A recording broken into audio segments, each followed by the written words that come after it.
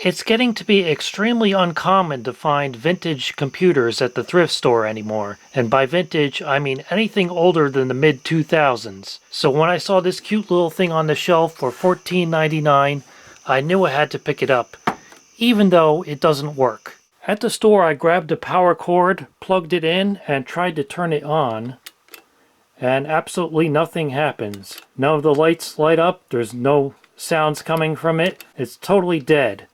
That may not be so surprising when I turn it around and you'll notice how rusty it is, and the worst of the rust is around the power supply. There even looks like there's some soot coming out of the top of the fan, so something violently bad might have happened to this power supply. But before I try to repair it, let's take a closer look at what we've got here. On the front it has a 3.5-inch floppy drive, a CD-ROM drive, there's the power button, a reset button, that's the power indicator LED, hard disk activity LED, and a sleep mode LED.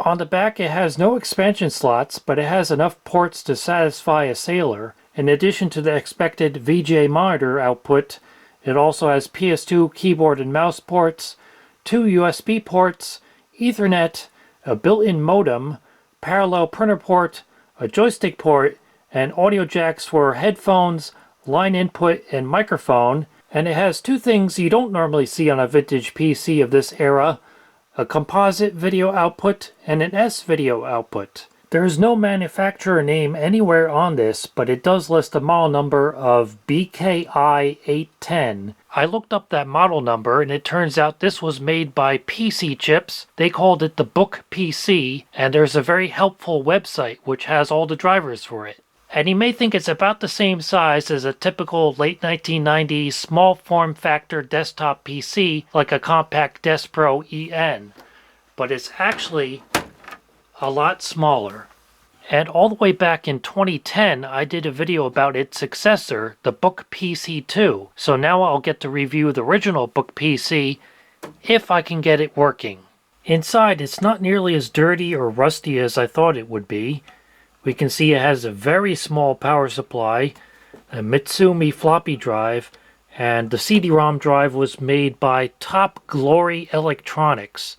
Never heard of them. But on this side you can clearly see a pattern of dirt and rust that matches the pattern of the cooling vent in the side of the case. So this must have been in a damp location like a basement or a shed or garage. Most of the motherboard is covered by the drives, but I can see a Socket 370 CPU of some kind, and 2 SD-RAM slots, one of which has a 64 megabyte stick installed. And hiding underneath the CD-ROM drive, you can just barely see the 3.5-inch hard drive. There it is with the drives and CPU cooler removed. It actually has an Intel 810 chipset, which I didn't expect for a PC Chips motherboard. They usually used VIA chipsets. Now let's see what kind of CPU it has. It's a 500 megahertz Celeron, and this is actually the second fastest CPU that could work in this computer, because the only faster one that Intel had was a 533 megahertz Celeron, which is barely any faster than this. This is the original 2-volt version of the Socket 370, so unfortunately it does not support a Pentium 3 because those require lower voltages. So for now I'm just going to put back in the original CPU. There's the audio chip made by SoundPro, and it has a little picture of a telephone on it, and right next to it is this ribbon cable going to the modem, so I believe the modem functionality is built into the sound chip. You can also see the onboard piezo buzzer for the PC speaker. But as for the graphics, it's just using whatever's built into the Intel chipset, and it's sharing the video memory with the main system memory. So needless to say, this will not be a gaming powerhouse. I did install a new coin cell battery because the original one was totally dead.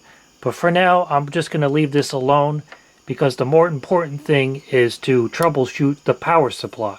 Here's the inside of the power supply, and what I think happened to it is that it has a lot of this glue that was used to hold the parts in place, and especially when it turns dark brown like that, that glue has a nasty habit of turning conductive, and especially if this thing was exposed to moisture, and that glue absorbed moisture into it. It became even more conductive, and it probably shorted out the circuitry and popped the fuse, because this thing is totally dead. It's not even putting out the standby voltage. So it would be a rather extensive repair to clean out all that glue and replace whatever components got damaged. But luckily this thing just puts out 5 and 12 volts DC, so I can easily substitute a different power supply. The power supply uses a 6-pin Molex connector, which is the same size that's used by PCI Express graphics cards, but not the same pinout. But luckily it follows the ATX standard for the color coding of the wires. So using one of those graphics card connectors, I jury-rigged an adapter to replace the faulty power supply with a standard ATX power supply. And hopefully I got the pinout right, or else we'll be testing how good the protection circuitry is of this power supply. And for some reason, even though there are two perfectly good fan power headers on the motherboard, they decide to use a Molex adapter to supply power to the fan, which plugs into the motherboard here. So I'll plug that in. I'll plug in my homemade adapter. And I'll also need to connect the front panel connector, because that has the power switch on it. Okay, I'll plug it in. And we get a standby light. Now if I press the power button, the fan comes to life.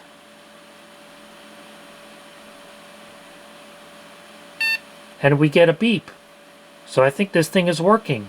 I'm so confident in this thing working that I reconnected all the drives, a keyboard, a mouse, and I connected it to my TV as a monitor. So I'll plug it in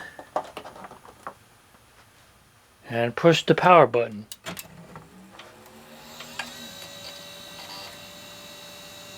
Certainly can hear the hard drive. I'm not getting any... Oh, there it goes. It took a while. Intel Celeron 500 MHz, it said. Here's the CMOS setup utility. It thinks we're in October 1999, but I won't worry about that right now. Looks like it has an 8.4 gig hard drive. It detects the 3.5-inch floppy drive and 64 megs of RAM. Internal and external caches are enabled. Apparently can support an LS120 or a zip drive. Onboard IDE is enabled. USB controller is enabled. I'll enable USB keyboard support. Onboard audio and modem chip is enabled. The LAN chip is disabled for some reason, but I won't worry about that right now because I'm not planning to connect this to my network anyway. TV system selection, so that's for that composite and S-video output. You can select NTSC or PAL. Floppy drive controller is enabled. Onboard infrared port, which is interesting. I'll have to see if there's a header for that on the motherboard. Not that I would actually use it for anything. It does support ECP parallel port mode. PC health status. The voltage core is 2 volts, so this does not support the later Coppermine CPUs. It only supports the original Socket 370 Celeron, not the Pentium 3. So I'll just save and exit setup, see if this thing boots.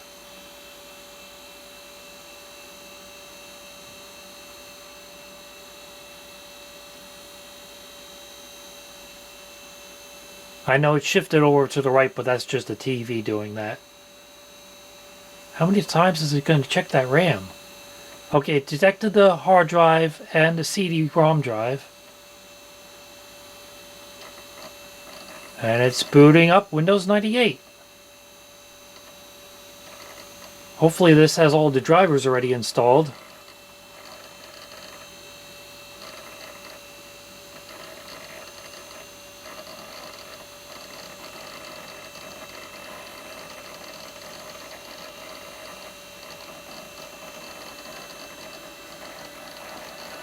I think I heard some kind of sound. Let me turn up the volume on the TV.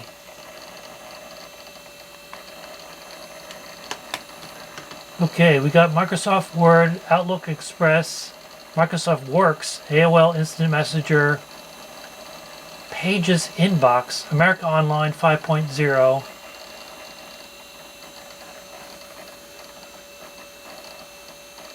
The mouse is working. Let's check that sound again.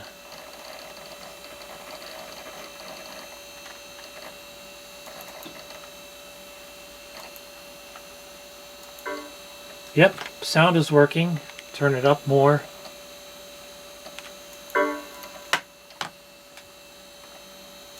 This mouse is rather fast. I got to turn that down.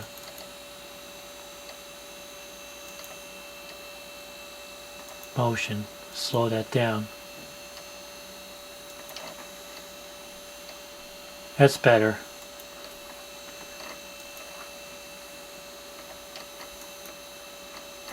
Okay, let's see.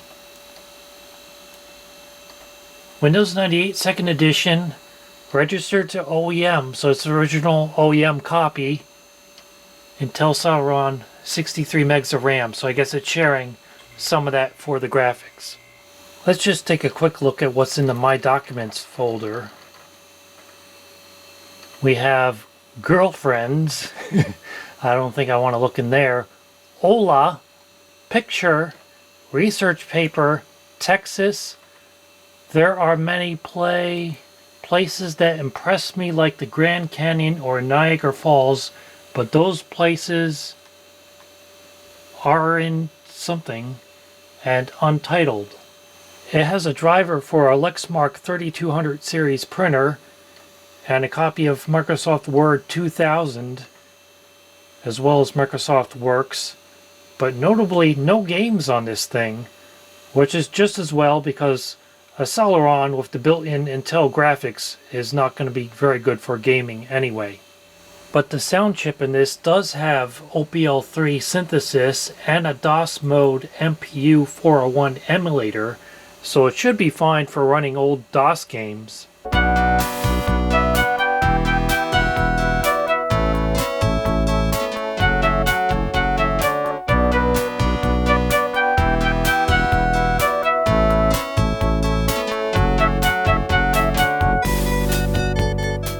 The Book PC is all back together and looking as good as new, if you don't notice the retrofitted power supply hanging out the back. And it's really cute when paired with a 9-inch monitor and a 10 keyless keyboard, because everything is totally proportionate to its size.